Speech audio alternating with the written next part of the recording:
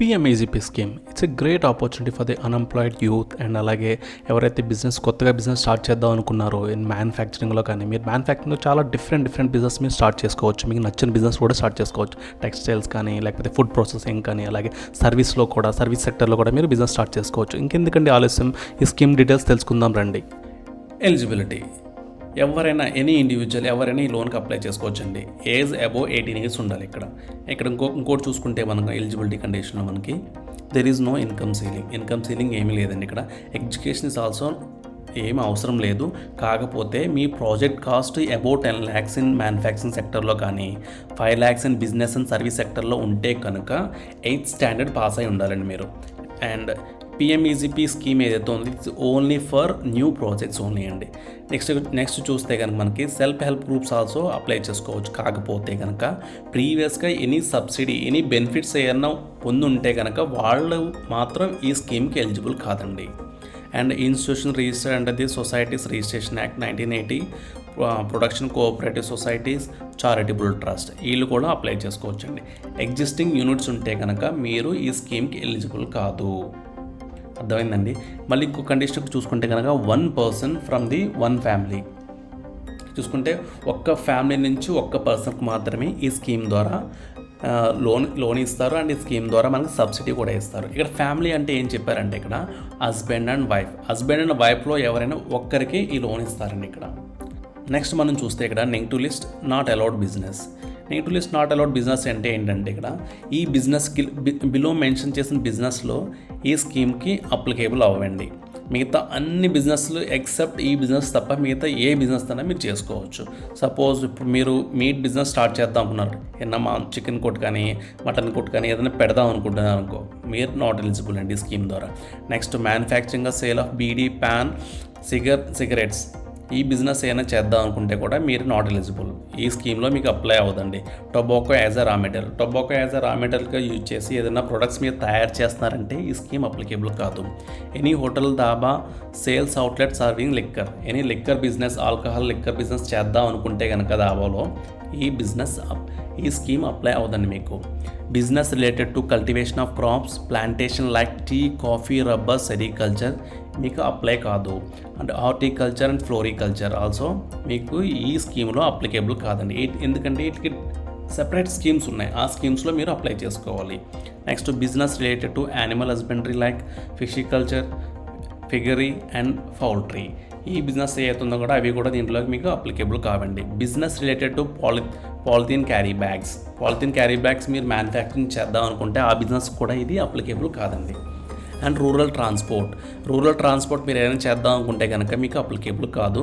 And except auto rickshaws in Andaman Nicobar and house boat, shikara, tourist boats in Jammu and Kashmir, cycle rickshaw వాళ్ళకి మాత్రమే ఎలిజిబుల్గా వస్తుంది. కానీ మీకు మిగతా స్టేట్స్లో ఎవరైతే ఉన్నారో వాళ్ళకి రూరల్ ట్రాన్స్పోర్ట్ వెహికల్స్ అయినా కొందాం అనుకుంటే కనుక ఈ స్కీమ్లో మీకు ఎలిజిబిలిటీ రాదు. Hand weaving and hand spinning ఈ మగ్గాలు నేస్తుంటారు కదండి, మనకి హ్యాండ్ వీవింగ్ కానీ హ్యాండ్ స్పిన్నింగ్ కానీ చేస్తారంటే కనుక అవి కూడా దీంట్లో ఎలిజిబుల్ కావండి. నెక్స్ట్ మనం చూసుకుంటే మనకి డాక్యుమెంట్స్ మనకి ఏం కావాల్సి ఉంటాయండి. ఇక్కడ ఆధార్ కార్డ్ కావాలండి, మనకి పాన్ కార్డ్ కావాలి, మనకి ఉద్యమ్ సర్టిఫికేట్ కావాలండి. ఉద్యమ్ సర్టిఫికేట్ అంటే ఏం లేదు, ఉద్యమ్ రిజిస్ట్రేషన్ ఒక వెబ్సైట్ ఉంటుంది, దాంట్లోకి వెళ్ళి మనం రిజిస్టర్ చేసుకోవాలంతే. ఇది మనకి ఫ్రీ ఆఫ్ కాస్ట్ అండి ఇక్కడ.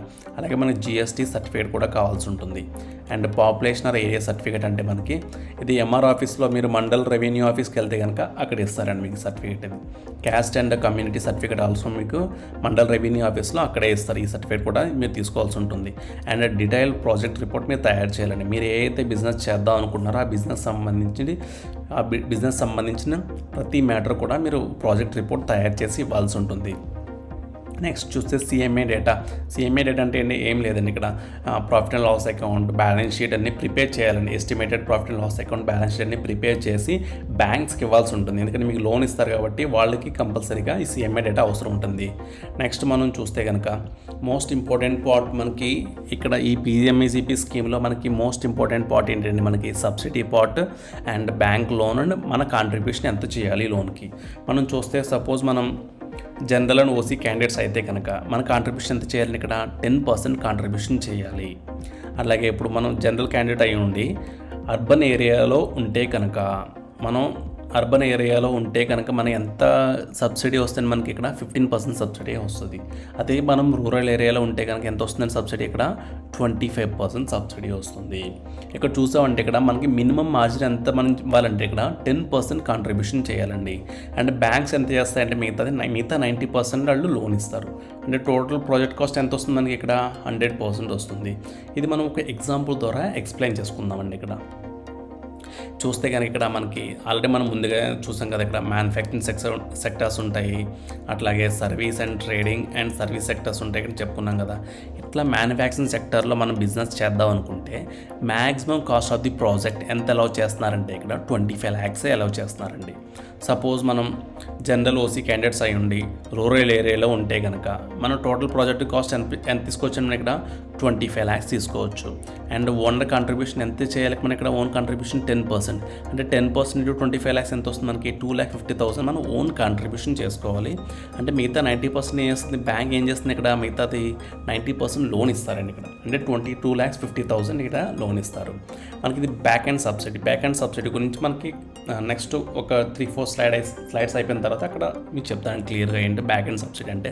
ఇక్కడ సబ్సిడీ పార్ట్ చూసారంటే ఇక్కడ మనకి సబ్సిడీ ఎంత వస్తుంది, మనం ఇక్కడ ఎంత రూరల్ ఏరియా కాబట్టి ఎంత మనకి సబ్సిడీని ఇక్కడ 25% సబ్సిడీ వస్తుంది. అంటే subsidy part 25% into total project cost ఎంత మనకి ఇక్కడ 25 lakhs. 25 lakhs ఇంటూ 25% ఎంత వస్తుంది మనకంటే ఇక్కడ నియర్లీ 6,25,000 మనకి సబ్సిడీ వస్తుంది. నెక్స్ట్ సపోజ్ మనం అర్బన్ ఏరియాకి అయితే కనుక అర్బన్ ఏరియాలో మనం ఉంటే కనుక మనకి సేమ్ ప్రాజెక్ట్ కాస్ట్ సేమ్ ఉంటుంది, మన ఓన్ కాంట్రిబ్యూషన్ సేమ్ ఉంటుంది, బ్యాంక్ కూడా సేమ్ లోన్ ఇస్తుంది. కాకపోతే ఇక్కడ ఎక్కడ డిఫరెన్స్ వస్తుంది మనకి ఎక్కడ డిఫరెన్స్ వస్తుందంటే ఇక్కడ ఓన్లీ 15% సబ్సిడీ. ఇక్కడ సబ్సిడీ మాత్రం మారుతుందండి. ఇక్కడ 15% సబ్సిడీ మాత్రమే మనకు వస్తుంది. అంటే 25 lakhs ఇంటూ 15% హౌ మచ్ అండి ఇక్కడ 3,75,000.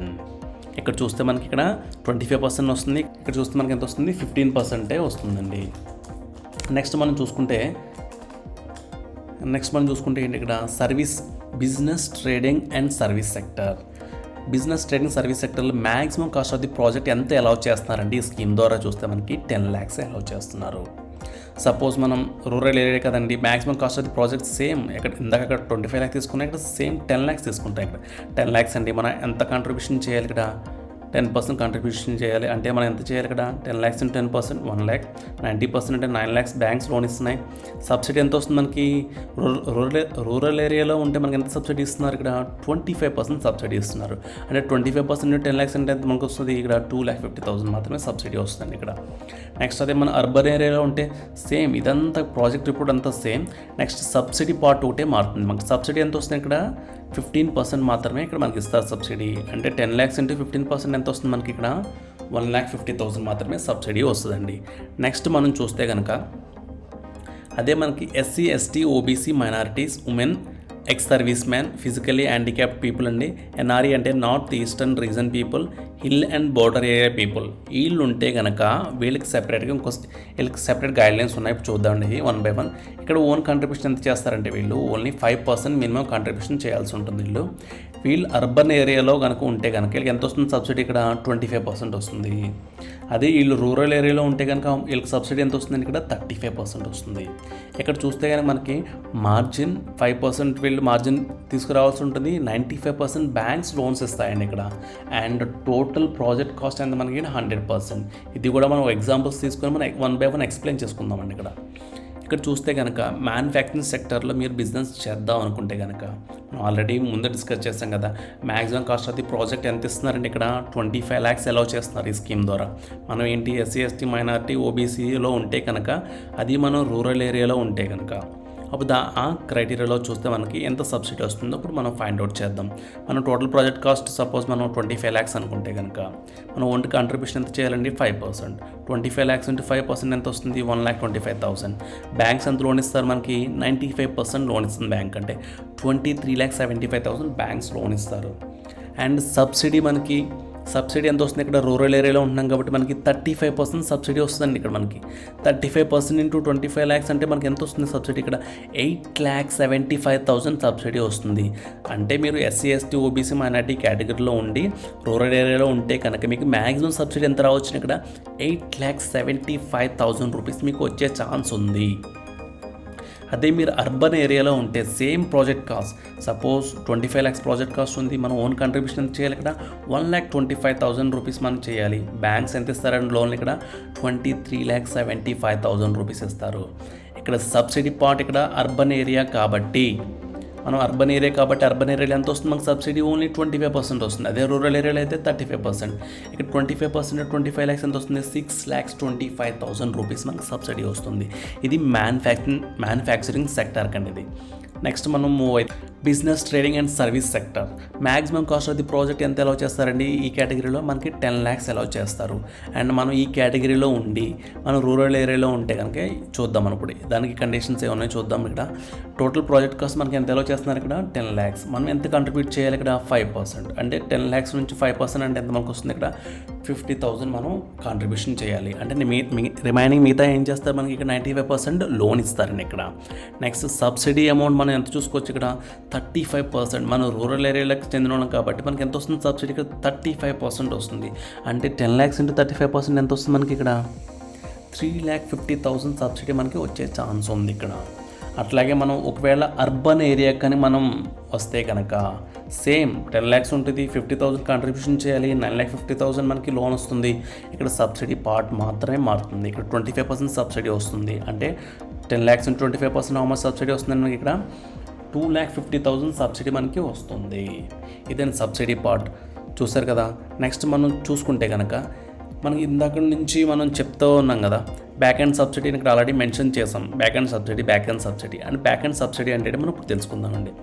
వన్స్ మీరు లోన్ మీకు శాంక్షన్ అయిన తర్వాత మీరు ఆల్ డాక్యుమెంట్స్ అన్ని ఇక్కడ బ్యాంక్ సబ్మిట్ చేస్తారు. బ్యాంక్ సబ్మిట్ చేసిన తర్వాత ఏం చేస్తారంటే 1 weekలో మీకు సబ్సిడీ వస్తుంది. ఎవరికి వస్తుంది సబ్సిడీ డైరెక్ట్గా అది బ్యాంక్స్కి వెళ్తుంది. డైరెక్ట్ సబ్సిడీ ఇది బ్యాంక్స్కి వెళ్తుంది. ఈ బ్యాంక్స్కి వెళ్ళిన తర్వాత ఏం చేస్తారంటే వన్స్ వాళ్ళు సబ్సిడీ రిసీవ్ చేసుకున్న తర్వాత ఒక ఎఫ్డి అంటే టీడీఆర్ అకౌంట్ ఓపెన్ చేస్తారు. అండ్ టర్మ్ డిపాజిట్ రిసిప్ట్ అనే ఒక అకౌంట్ ఓపెన్ చేసి ఎంత అయితే సబ్సిడీ వచ్చిందో ఆ సబ్సిడీ అమౌంట్ అన్నా కూడా ఆ అకౌంట్లో వేస్తారండి. ఇది డైరెక్ట్గా మీకు ఇవ్వరు చేతికి అయితే. నెక్స్ట్ ఆఫ్టర్ 3 years మీకు లోన్ ఇచ్చిన 3 years అయిన తర్వాత ఏం చేస్తారంటే ఏ అయితే ఈ టీడీఆర్లో ఉన్న ఈ టీడీఆర్ అకౌంట్లో ఉన్న బ్యాలెన్స్ ఏదైతే ఉందో సబ్సిడీ బ్యాలెన్స్ని అది లోన్కి అడ్జస్ట్ చేస్తారు. లోన్కి ఏం చేస్తారంటే లోన్కి అప్పుడు కట్ చేస్తారు. లోన్ కట్ చేసి రిమైనింగ్ ఏమైనా ఉంటే మీరు పే చేయాల్సి ఉంటుంది. అండ్ ఇప్పుడు చూసారా ఏదైతే టీడీఆర్ అకౌంట్ ఏదైతే ఓపెన్ చేస్తున్నారో దాని మీద ఎటువంటి ఇంట్రెస్ట్ పే చేయరు. అట్లాగే ఈ టీడీఆర్ అమౌంట్లో సపోజ్ మనం ఇందాక చూసాం కదా ఇక్కడ సపోజ్ మనకి 3,50,000 సబ్సిడీ వచ్చింది అనుకోండి. సపోజ్ మనకి ఇక్కడ 3,50,000 సబ్సిడీ వచ్చింది. 3,50,000 ఏం చేస్తారు ఇక్కడ టీడీఆర్ అకౌంట్ ఓపెన్ చేస్తారండి. ఓపెన్ చేసి దాంట్లో ఉంచుతారు అలాగా. అంటే 3,50,000 మీకు రూపాయి ఇంట్రెస్ట్ కూడా ఇవ్వరు. అట్లాగే 3,50,000కి ఎంత అయితే లోన్ అమౌంట్ ఉందో ఆ లోన్ అమౌంట్ మీ దగ్గర ఇంట్రెస్ట్ కూడా తీసుకోరు. అంటే రెండాటికి సెట్ ఆఫ్ అవుతుంది అనమాట. రెండాటికి ఏం చేస్తారంటే సెట్ చేసి అలా జాయింట్ చేసి అలా ఉంచుతారు. ఆ రెండాటికి 3,50,000 వాళ్ళ ఇంట్రెస్ట్ పే చేయరు. అట్లాగే మీ దగ్గర కూడా ఇంట్రెస్ట్ ఏమీ తీసుకురారు. ఇదండి బ్యాక్ అండ్ సబ్సిడీ గురించి ఇది తెలుసుకున్నారు కదా.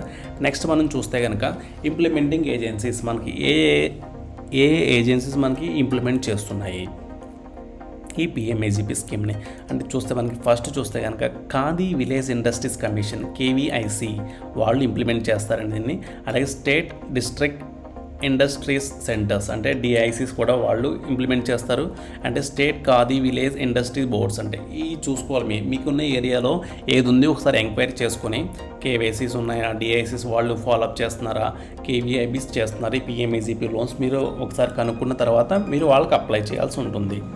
And bank loans A banks loans మనకి ఫైనాన్షియల్ ఇన్స్టిట్యూషన్స్ అంటే మనకి 27 పబ్లిక్ సెక్టర్ బ్యాంక్స్ ఉన్నాయి. ఈ పబ్లిక్ సెక్టర్ బ్యాంక్లో మీరు ఎక్కడైనా మీరు అప్లై చేసుకోవచ్చు. అట్లాగే మీకు ఆల్ రీజనల్ రూరల్ బ్యాంక్స్ ఉంటాయి కదా, మనకి గ్రామీణ బ్యాంక్స్ ఉంటాయి కదా, ఆ గ్రామీణ బ్యాంక్స్లో కూడా మీరు అప్లై చేసుకోవచ్చు.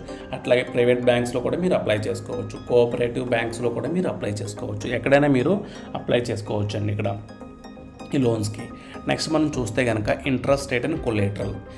ఈ పిఎంఈజీపీ స్కీమ్కి నార్మల్ ఎంఎస్ఎంఈ బిజినెస్ లోన్కి ఎంతైతే ఇంట్రెస్ట్ రేట్ తీసుకున్నారో సేమ్ అదే రేట్ తీసుకుంటారండి. కన్సెషన్ ఏమి ఉండదు మీకు. వాళ్ళకి ఎట్లా ఉంటుంది మీకు కూడా అదే రేట్ ఆఫ్ ఇంట్రెస్ట్ తీసుకుంటారు. ఇక్కడ ఇంట్రెస్ట్ రేట్ ఎలా ఉంటుందంటే ఒక 9 to 10% రేంజ్లో ఉంటుందండి. టెన్యూర్ ఎంత ఇస్తారంటే మీరు టర్మ్ లోన్ గట్రా తీసుకుంటే కనుక 3 to 7 years మ్యాక్సిమం 7 years దాకా ఇస్తారు వాళ్ళు. మీరు కొలేటరల్ ఏమీ ఇవ్వనవసరం లేదు. అలాగే గ్యారంటీ కూడా ఏమీ ఇవ్వనవసరం లేదు. కాకపోతే ఇక్కడ ఏం చేయాలంటే మీరు కొలేటర్లు ఇవ్వట్లేదు, గ్యారంటీ ఇవ్వట్లేదు కాబట్టి ఇక్కడ CGTMSE ఒక గ్యారంటీ ఫీ ఉంటుందండి. CGTMSE ఫీ మీరు పే చేయాలి. అసలు what is CGTMSE and CGTMSE అంటే ఏంటి అంటే CGTMSE is a guarantee cover అండి. ఇది లైక్ ఏ ఇన్సూరెన్స్ అండి. ఇది మీరు ఆల్రెడీ ఏమి కొలేటర్లు ఎటువంటిది ఇవ్వట్లేదు కాబట్టి వీళ్ళు ఏం చేస్తారంటే బ్యాంక్స్ ఏంటంటే కంపల్సరీగా గ్యారంటీ కవర్ తీసుకుంటాయి. గ్యారంటీ కవర్ తీసుకుంటే మీకు ఏదైతే లోన్ ఇచ్చారో లోన్ అమౌంట్కి గ్యారంటీ కవర్ తీసుకుంటారనమాట. గ్యారంటీ కవర్కి ఫీ నియర్లీ 1.85 to 2% ఉంటుందండి పర్ యానం. అది ప్రతి సంవత్సరం మీ లోన్ ఉన్న రోజులు కంపల్సరీగా మీరు పే చేయాల్సి ఉంటుందండి. ఇది ఈ అమౌంట్ 2%. సపోజ్ మీరు కొలేటర్లు అయినా ఇస్తే కనుక, ఏదన్నా కొలేటర్లు అయినా సెక్యూరిటీ ఇస్తే కనుక మీరు CGTMSE ఫీ ఎంత ఉంటుందండి, మీరు ఎటువంటి ఫీ పే చేయని అవసరం లేదు. ఎందుకంటే మీరు CGTMSE కొలేటర్లు ఇచ్చారు కదా, ఎందుకంటే మీరు ఏం చేస్తారు ఇక్కడ కొలేటర్లు ఇచ్చారు కదా, ఎందుకంటే మీరు కొలేటర్లు ఇచ్చారు కాబట్టి ఫీ ఏమి పే చేయని అవసరం లేదు. కానీ సపోజ్ మీకు most of the public sector banks ఏం చేస్తున్నారంటే మీరు కొలేటర్లు ఇస్తున్నారు అనుకో ఏదన్నా, దానికి ఇంట్రెస్ట్ కన్సెషన్ కూడా ఇస్తారు MSME లోన్స్కి. సపోజ్ మీ కొలేటర్లు ఇచ్చింది సపోజ్ 100% కన్నా ఎక్కువ ఉంది. సపోజ్ 10 lakhs మీరు లోన్ తీసుకున్నారండి, ఒక 12 lakhs అంతకన్నా ఎక్కువ కొలేటర్లు ఇచ్చారు అనుకో వాళ్ళకి, అంటే 100% కొలేటర్లు కన్నా ఎక్కువ ఉంది కదా, వాళ్ళు ఏం చేస్తున్నారంటే చాలా బ్యాంక్స్ మ్యాక్సిమం 0.75% ఇంట్రెస్ట్ రేట్ ఇస్తాయండి. అది కూడా మీకు చాలా బెనిఫిట్. అది సపోజ్ టోటల్ సేవింగ్ మీరు కొలేటర్లు ఇవ్వడం వల్ల ఎంత సేవ్ చేస్తున్నారంటే ఇక్కడ చూసారంటే ఇక్కడ CGTMSE ఫీ పే చేయని అవసరం లేదు 2%. అట్లాగే మీరు కొలేటర్ ఇవ్వడం వల్ల మీకు ఇంట్రెస్ట్ రేట్ 0.75% కన్సెషన్ వస్తుంది. అంటే టోటల్గా ఎంత వస్తుంది కన్సెషన్ మీకు చూసారంటే 2.75% మీకు సేవ్ చేస్తున్నారు ఆల్మోస్ట్. అంటే మీరు కొలేటర్లు ఇవ్వడం వల్ల 2.75% మీకు సేవ్ అవుతుందండి. అది ఒకసారి మీరు గుర్తుంచుకొని కొలేటర్లు ఇవ్వడానికి ట్రై చేయండి బ్యాంక్స్కి కూడా, సో దట్ మీకు లోన్ కూడా ఈజీగా ప్రాసెస్ చేస్తారు.